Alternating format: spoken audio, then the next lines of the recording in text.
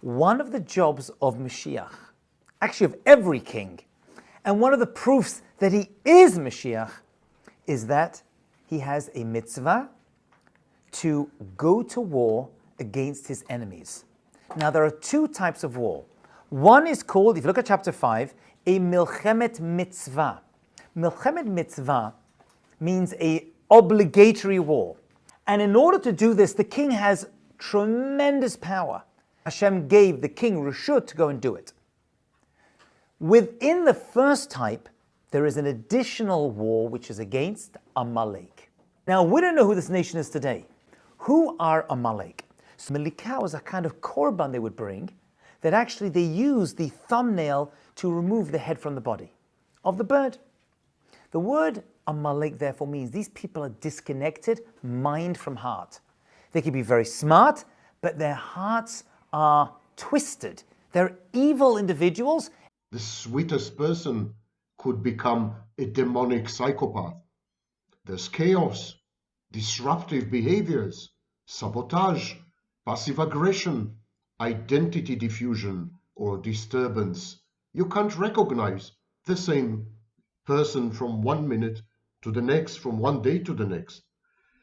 There's a lot of mixed signals. I hate you, don't leave me. I love you, I wish you were dead. There is inconstancy, indeterminacy, capriciousness, arbitrariness, and unpredictability. In one word, there's a lot of drama. Why the drama? In cluster B, personality disorders, the cluster that is also known as the dramatic, erratic cluster, and for good reason. Today, we will understand the role of drama in the lives of these people and what their drama does to you. These people, we have a mitzvah to defend ourselves with, even proactively. You can assume they're Amalek, and you're allowed to defend yourself, and that is a mitzvah. One of the jobs of Moshiach is to identify the individuals that are Amalek. There are a few common features to the drama in the lives of all cluster B personality disorders. But what unites them all is drama. And the drama in the lives of the psychopath, the antisocial personality disorder, borderline personality disorder, narcissistic personality disorder, and the much forgotten histrionic personality disorder, the drama in the lives of all these actors has a few basic common underlying features. Kill yourself to do it, that is Midat Amalek. And actually we saw that in the first battle of Amalek against the Jewish people. Because when we left Mitzrayim, we were on a high. Everyone was scared of us. We had the Eser Makot, we had Kriyat Yam Suf. This was the high point of Jewish history. No one was messing with the Jewish people when we left Egypt. Comes along Amalek, and the Pasuk tells us, Karcha b'derech. They happened upon us along the way to Israel. Along the way. For Amalek, everything is happenstance. It just occurs. There's no God. No God can help you. Nothing in this world exists above the physical realm. There to be any hard feelings between us, Harvey. When you and Rachel were being abducted, I was sitting in Gordon's cage. Now, I didn't rig those charges. Your man, your plan. Do I really look like a guy with a plan? You know what I am? I'm a dog chasing cars. I wouldn't know what to do with one if I caught it. You know, I just do things. And that's the end of it. That's Amalek. It's all karacha. And the word karacha doesn't just mean happenstance, coincidence, right? It also means kar, cold. They cooled us down after the heat and excitement of leaving Mitzrayim. And Rashi gives an analogy. And this should help you understand Amalek and help you understand the enemy, because Amalek is still there today. He says, imagine you have a very hot bath. And anyone knows that they jump in, they're going to get burnt. But the first person jumps in, they get burnt, but the water's cooled down because they've absorbed some of the heat. So the second person says, oh, I can go in too. That's what Amalek did to us. We left Mitzrayim. We were like a hot bath. We were like on fire. Who's going to mess with us? They came in. They got burned. It was a suicide mission. They're still doing it. But then the next nation said, well, if they could do it, we can do it. They opened up the gates. That's why this nation are so evil. One more piece on Amalek.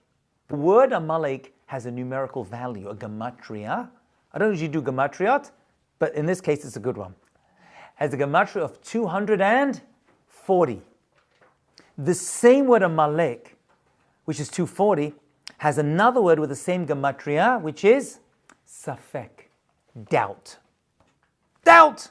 Amalek love to sow seeds of doubt in us. Am I doing the right thing? Is Hashem really taking care of us? All the thoughts and process, should we go to war? All forms of doubt in HaKadosh Baruch Hu is the seed of Amalek that's implanted in this world. It may not be the nation of Amalek, but there's an ideology of Amalek. Just like there's an ideology of communism or socialism or even democracy. It's an ideology. A person can live in a non-democratic country and still want it because they want to bind to that ideology. The ideology of Amalek is everything is mikra. It's all happening. There's no God. God's not involved in this whole thing. We have this mitzvah to wipe out this nation to the Rambam if they act in this way. And for this, Milchamah mitzvah, you just go. You get the job done. You don't have to wait, courts and appeals. That's not the way it is. But what is that revelation going to look like? They bring, Mashiach ben Yosef is told that if he wants to save his generation, and he does, but he tells the Avis HaKadoshim, I want to do everything to save your kids. I don't care if I'm going to be the one to have to suffer in jail, suffer pain on behalf of Am Yisrael, suffer because they are the ones who are actually causing me to be in jail. Exactly parallel to what happened to Yosef. He says, I'm willing to go through that. Moses and the Messiah, Moshe and the Mashiach. What is the relationship between these two important figures? And what's the similarities? From the works of the devil that he killed the Egyptian, right? Or enticed Stephen to make murder, to commit murder. This is proof that Satan had a hold over these prophets and the messengers.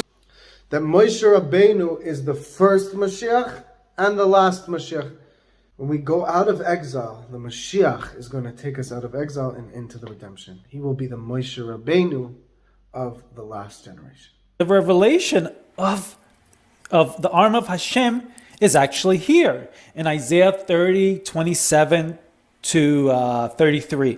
Behold, the name of Hashem is coming from afar.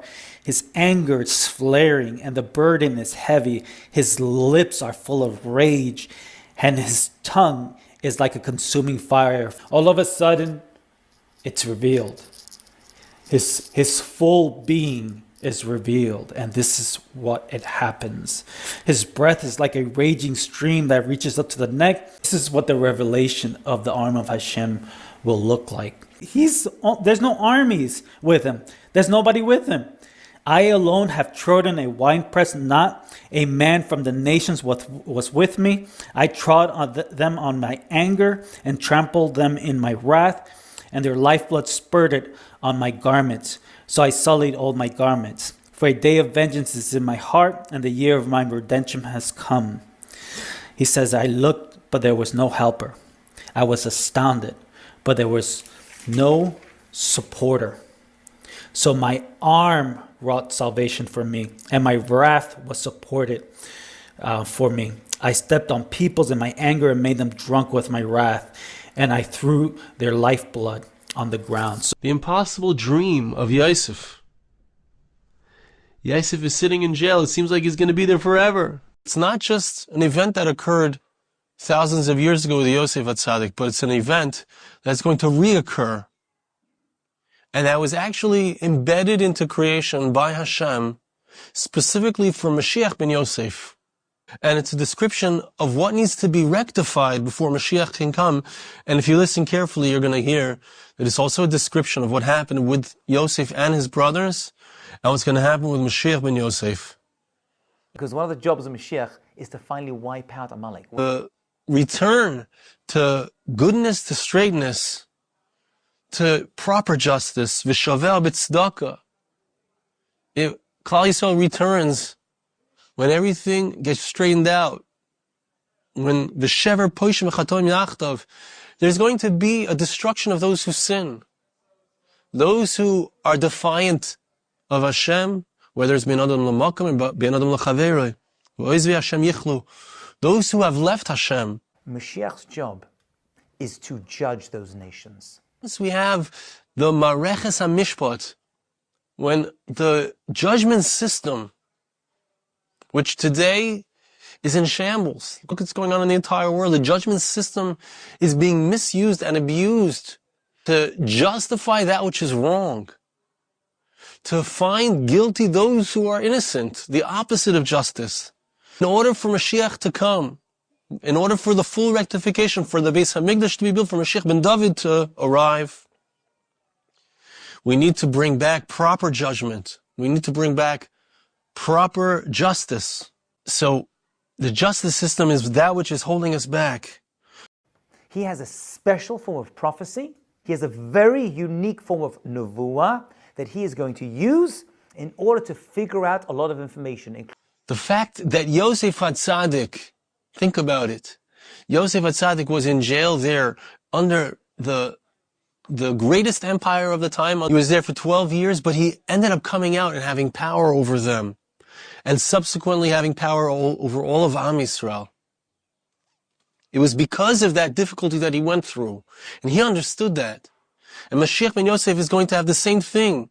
In jail, caused so much pain by the justice system, ultimately he rises up. So then after it's all over, and he comes out victorious, he comes out proven innocent, he comes out and he has power. You become the judge now of these people. You bring out your power. Do with them whatever you want. It's counterintuitive. Why did they attack Israel, and why was that a serious offense in the sight of God, in saying that he had lifted his hand against the throne of God? Remember what Amalek did to you on the way as you were coming out of Egypt, how he met you on the way and attacked your rear ranks. Keep that in mind. All the stragglers at your rear, when you were tired and weary, and he did not fear God. And that offended God greatly. Who is Amalek? Psychopaths in particular are notorious for their inability to learn from experience. The ultimate end goal of the true narcissistic personality disordered attachment is to absorb you when you've done your job and you're kind of used up. They can move into this very nasty devaluation phase where they want to unattach from you, and they want to have the experience of pushing you away. But not just pushing you away as a valuable human being, as someone who loved them as part of their story. They want to make you trash. Okay, so what does that mean? It means that if they do something impulsive that causes them trouble in the future, the fact of that future trouble has no bearing on their continued behavior.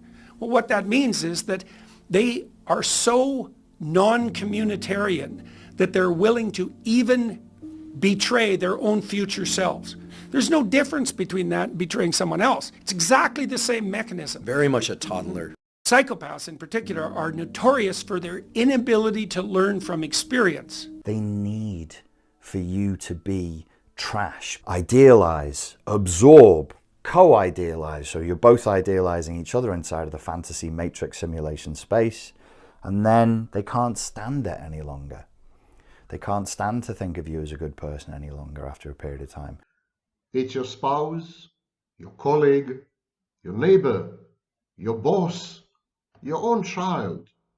Unless you are offering complete blind submission,